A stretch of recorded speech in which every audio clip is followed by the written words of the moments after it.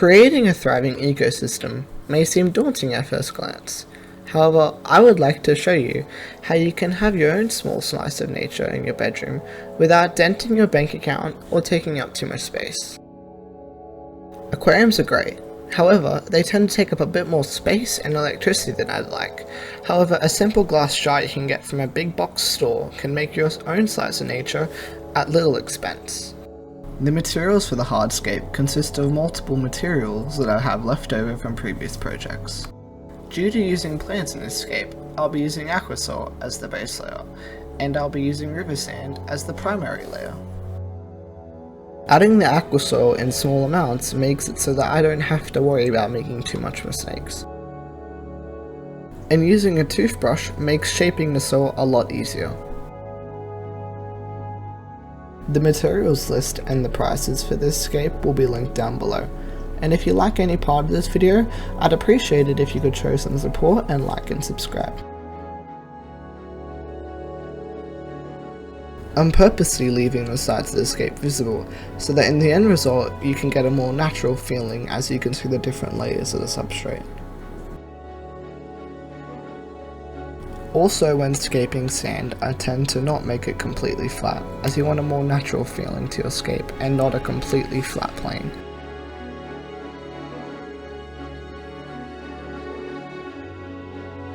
Adding water makes it so that I have a stable base layer that won't move if I would have added water after making my scape.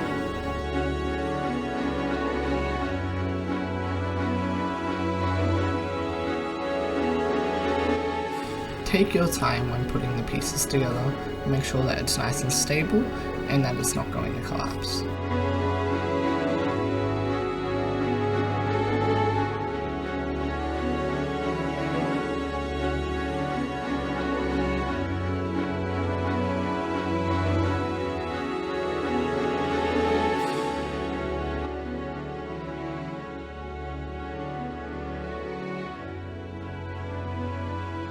Here I'm trying to create a central point so that I can use to design the rest of my scape around it.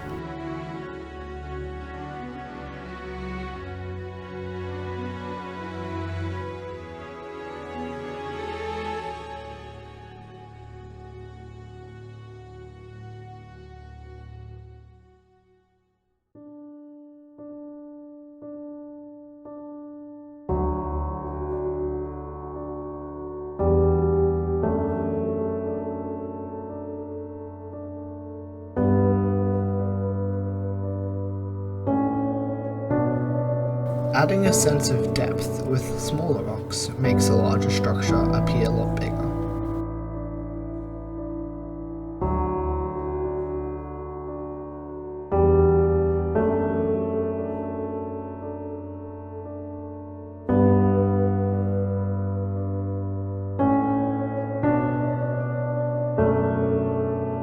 To make the scape a lot more easier, I got a larger rock and smashed it into smaller pieces, and then I'm going to glue some less demanding low light plants to these pieces so that all of the scape isn't connected.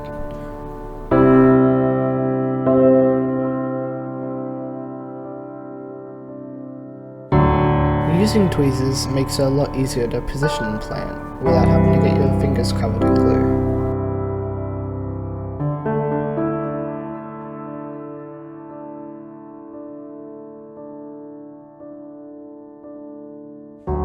I'll have a list of names of all the plants used in this scape down in the description down below.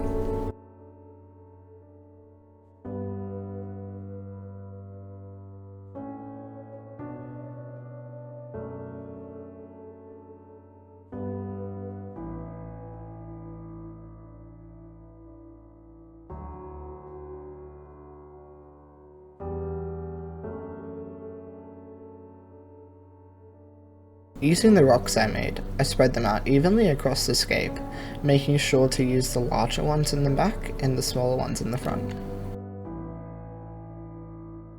Using the smaller pieces of rock that I had left, I spread them evenly across the scape to better increase the sense of depth.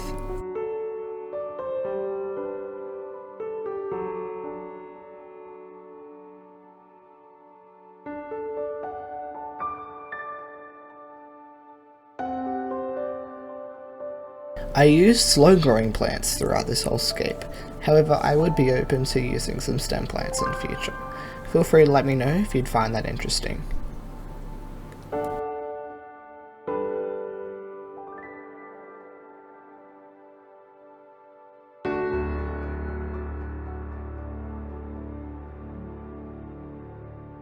The first inhabitants of this setup that I'm going to be adding are 10 ramshorn snails.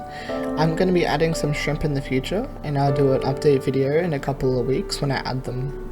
I hope you guys enjoyed this scape.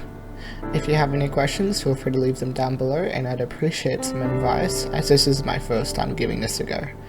Appreciate it, as always. Thank you. Bye bye.